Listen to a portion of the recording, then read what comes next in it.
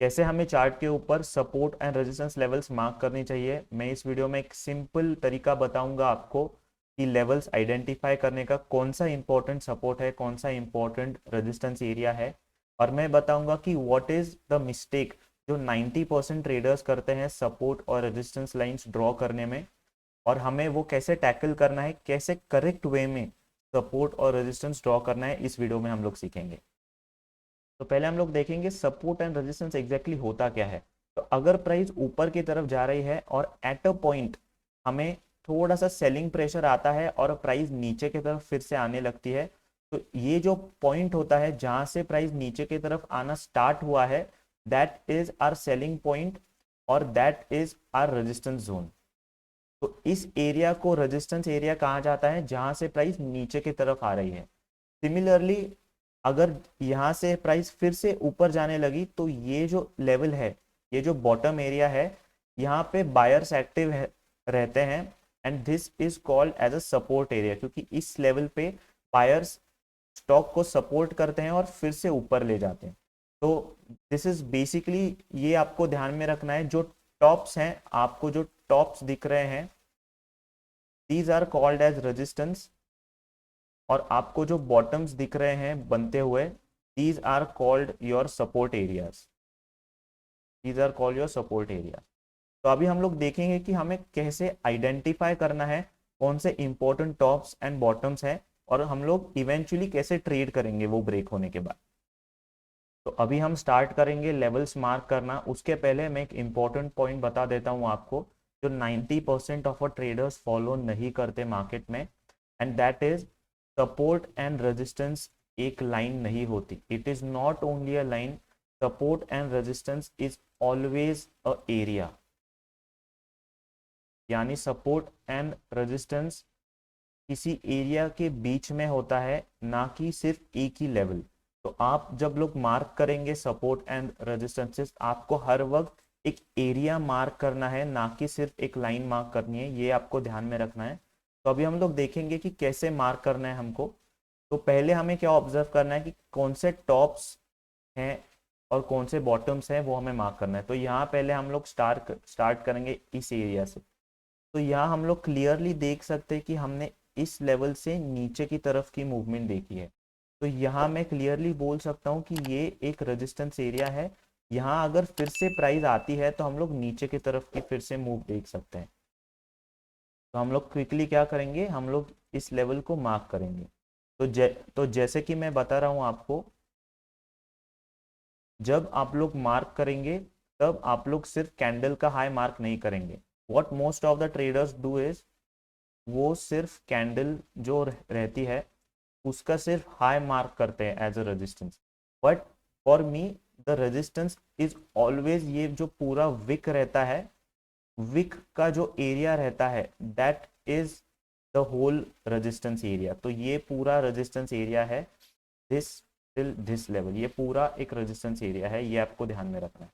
यहाँ आप लोग देख सकते हैं हमने नीचे की तरफ हम लोग आए, फिर से ऊपर गए, और इस एरिया में आने के बाद हमने फिर से सेलिंग प्रेशर देखा और हम लोग नीचे की तरफ गए। हम लोग इस लेवल तक नहीं आए कि हम लोग यहाँ रुकेंगे और इस टॉप से हम लोग नीचे की तरफ आएंगे।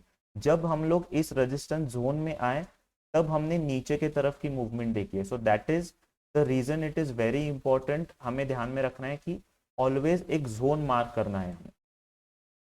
तो यहाँ हमने ये लेवल मार्क किया है। तो क्योंकि ये एक रेजिस्टेंस एरिया है इसलिए हम लोग इसको रेड कलर देंगे।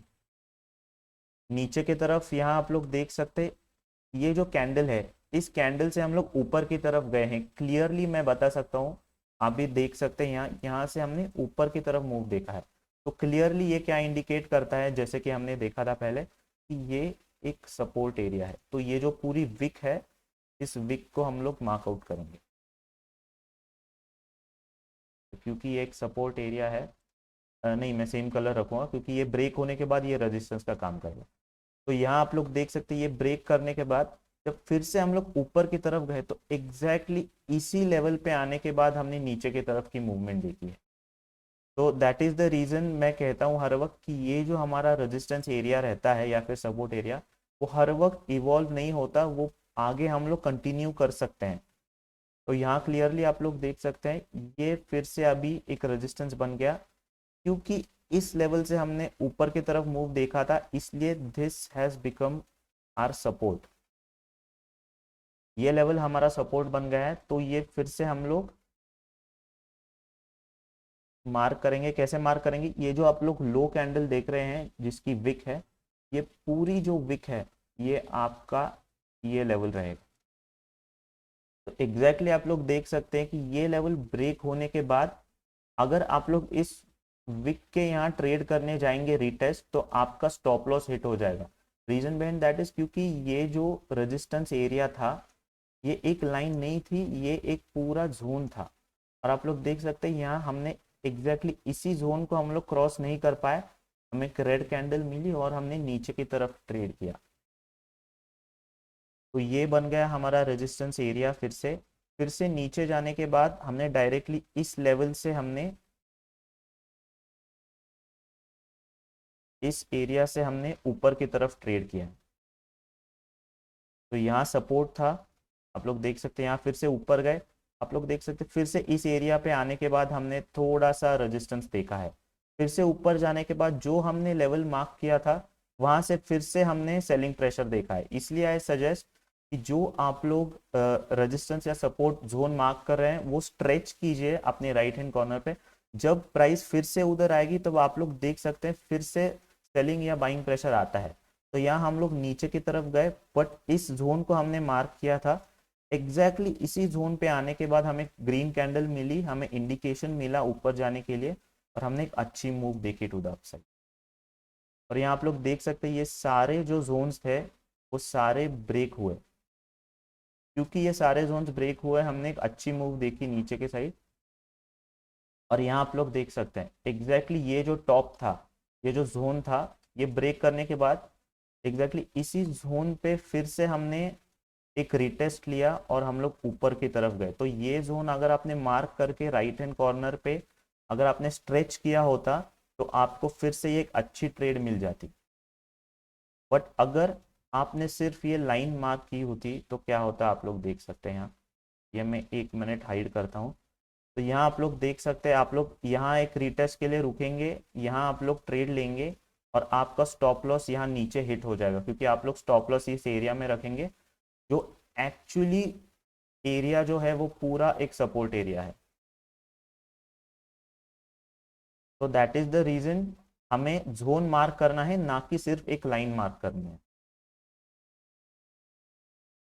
तो हमने क्या सीखा इस वीडियो में? First thing is support and resistance एक लाइन नहीं रहती, it is always a zone. वो एक पूरा जोन रहता है जहां हमें कहीं से भी रिट्रेसमेंट मिल सकती है। सेकेंड थिंग जो इम्पोर्टेंट है, जो अभी हमने डिस्कस किया है, जो आप लोग सपोर्ट और रेजिस्टेंस जोन्स मार्क करते हैं वो आपको राइट हैंड कॉर्नर पे स्ट्रेच करना है, यानी आपको ये लेवल्स आगे स्ट्रेच करके रखने हैं, क्योंकि बाद में ये लेवल्स इंपॉर्टेंट रह जाते हैं। देखिए ये लेवल हमने स्ट्रेच किया, यहाँ से फिर से सेलिंग प्रेशर है। ये लेवल हमने स्ट्रेच किया था, यहाँ से फिर से हमें बाइंग प्रेशर दिया।